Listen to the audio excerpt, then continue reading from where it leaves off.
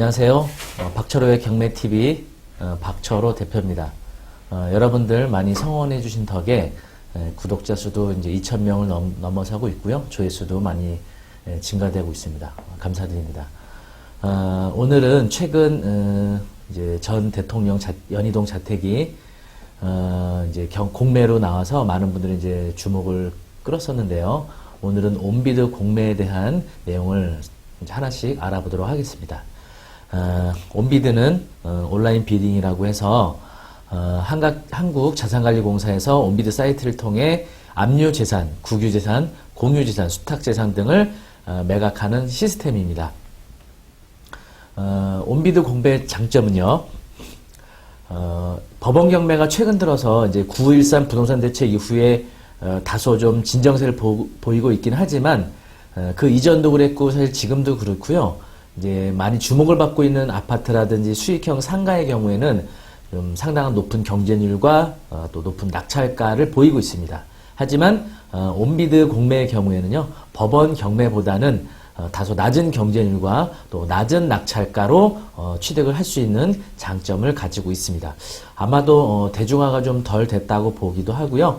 아직 이제 권리 분석에 대한 약간 어려움을 아마 느껴서 그런 게 아닌가 싶습니다.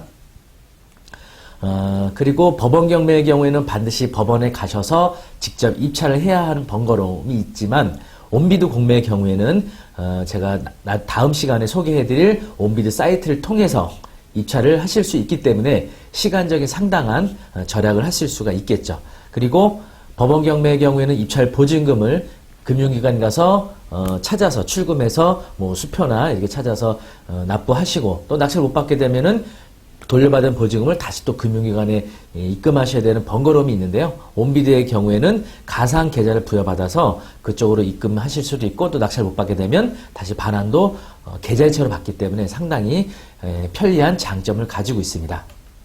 자, 온비드 공매하시는 데 있어서 주의할 사항이 있습니다. 자, 첫 번째, 우리가 법원 경매로 낙찰받은 후에 이제 주거용이든지 상업용 부동산이든지 안에 점유자들을 이제 내보내는 데 있어서 이제 협의를 원칙으로 하지만 협의가 잘 안 되는 경우에는 어쩔 수 없이 법원을 통해서 강제 집행을 해야 합니다. 그런데 법원을 통해서 강제 집행을 하기 위해서는 바로 집행력이 있는 집행 권한이 있어야 됩니다. 좀 어려운 말 같긴 한데요. 우리가 상가를 하나 가지고 있는데 거기 임차인이 만기가 되도록 나가지 않는다 그러면 명도 소송을 해서 판결문을 받아야만이 강제 집행이 가능해지거든요.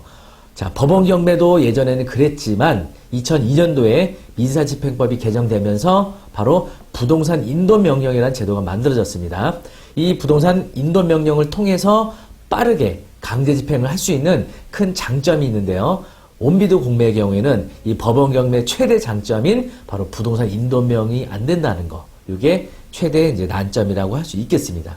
그래서 명도 협의가 원만하게 되면 상관이 없지만 이 명도 협의가 안 되는 경우에는 일반 임대차처럼 명도 소송을 거쳐서 집행을 해야 되다 보니까 이런 어려움을 겪을 수가 있습니다. 근데 제가 이제 경험상 또 온비드 공매를 많이 하다 보니까요, 이렇게 강제 집행으로 가는 경우는 없었습니다. 대부분 원만한 협의가 가장 좋았고요. 그러기 위해서는 적절한 비용이 필요할 겁니다. 그 부분에 대해서는 또 나중에 자세하게 다루도록 하겠습니다. 그리고 법원 경매의 경우에는 그 점유자들이 임차인 중 대항력 있는 임차인이 많지가 않은데요. 온비드의 경우는 이제 나중에 또 자세히 제가 설명드리겠지만 세금 체납으로 인한 공매 물건이 많은 편인데 이런 경우에 그 거주하고 있는 임차인이 대항력이 있는 임차인들이 좀 많습니다. 그래서 대항력 있는 임차인의 보증금을 인수해야 되는 사항이 올 수가 있어서 이 부분을 좀 권리 분석할 때 주의해야 한다는 거 유의하시고요. 온비드 공매 종류를 알아보시면 압류 재산이 있습니다. 압류 재산은 이렇게 보시는 것처럼 뭐 세무서장, 지방자치단체장 이런 이제 세금 체납으로 인해서 납부되지 않은 이런 걸 근원으로 해서 체납자 소유의 재산을 압류하고 자산관리공사 통해서 압류하는 부동산입니다. 가장 이제 많은 부분을 차지하고 있고요. 권리 분석은 여러분들이 법원 경매 권리 분석을 잘 배우셨다면 온비드 압류 재산하는 거 어렵지 않으실 거예요. 국세 징수법이 적용이 되는데 말소 기준느끼라는 이 원리를 이용해서 모든 권리가 다 말소되고 임차인의 대항력 여부도 말소 기준느끼로 판단하시기 거기 때문에 어렵지 않게 권리 분석을 해나가실 수 있습니다. 그리고 공유재산이 있습니다. 공유재산이란 지방자치단체 소유 부동산을 말하는 겁니다.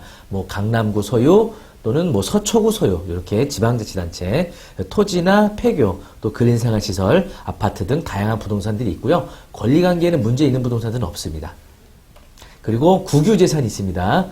국가가 행정 목적을 수행하기 위해서 필요로 하고 또 소유하고 있는 부동산을 말하는 거고요. 주로 토지가 많은 부분을 차지하고 있습니다. 이 국유재산도 권리관계에 문제 없기 때문에 낙찰만 잘 받으시면 됩니다. 그리고 수탁재산이라고 있습니다. 금융기관, 사기업, 공기업 등이 소유하고 있는 부동산이고요. 토지나 근린생활시설, 아파트 등이 있고요. 권리 분석에는 문제가 없습니다. 다만 명도 매수인 책임으로 해서 역시 명도 이제 해야 되는데 공기업들이 소유하고 있던 부동산들은 공실인 경우들도 있어서 명도가 필요 없는 경우도 있거든요. 그래서 이런 경우는 명도의 부담도 없는 거죠. 그런 사례는 제가 다시 다른 영상을 통해서 또 소개해 드리겠습니다. 그리고 신탁부동산이 있습니다. 신탁이라는 것은 여러 가지 종류가 있는데요. 주로 공매로 나오는 신탁부동산은 담보 신탁된 부동산들입니다. 다시 말하면 보통 금융기관에서 대출 받으시게 되면은 금융기관에서 채무자 부동산의 근저당을 설정하는데 신탁 등기로 설정되는 부동산들이 있습니다. 뭐 여러 가지 이유가 있지만 주로 담보 가치 대비 더 많은 대출을 받고자 할 때 신탁 등기를 좀 이용을 하게 되죠. 바로 이때 위탁자가 수탁자에게 부동산을 담보 신탁하면서 소유권을 이전했는데 이자를 내야겠죠. 그죠? 이자를 안 내게 되면 우선수익자, 다시 말하면 신탁 부동산의 우선수익자로 지정된 그 금융기관에서 신탁사를 통해서 공매를 진행하게 되는 거죠. 그죠? 그런데 여기서 주의하셔야 될 거는 신탁 등기되기 전 설정되어 있던 권리들을 인수할 수 있기 때문에 주의하셔야 된다는 거. 네. 원비동매 이렇게 소개 마쳤고요. 제가 4월 달에 부동산 경매 마스터 과정 주말반을 개강하게 됩니다. 잠깐 소개해드리면요. 2019년 4월 20 토요일 날 오전 10시에 개강을 하게 되고요. 강의 시간은 매주 토요일 오전 10시부터 12시, 2시간씩. 직장인분들 제가 사실 작년에는 저녁 강의가 좀 있었는데요. 다른 일정 때문에 저녁 강의를 못하고 있어서 직장인분들이 많이 좀 요청을 하고 계시기 때문에 주말 강의를 준비했습니다. 그래서 여러분 딱 2개월만 주말을 투자하시면 마스터를 경매과정 마스터를 하실 수가 있습니다. 그래서 법원답세 2회도 있고요. 또 물건지 우량한 부동산에 직접 임장 가서 현장 조사하는 이런 수업도 가질 예정입니다. 강의 장소는 토즈 신반포센터고요. 부동산과 경매에 대해서 전혀 모르셔도 상관없습니다. 그리고 부동산 경매를 통해서 수익형 또는 뭐 토지 투자하기 원하시는 분, 그리고 누군가로부터 1:1 코칭을 원하시는 분, 제가 직접 컨설팅 업무까지 맡아서 해드리도록 하겠습니다. 궁금한 사항은 보이시는 전화번호로 문의 주시면 되겠습니다. 네이버 부동산 경매 카페 박철호의 경매 아카데미, 유튜브 박철호의 경매 TV 많은 참여 바랍니다. 감사합니다.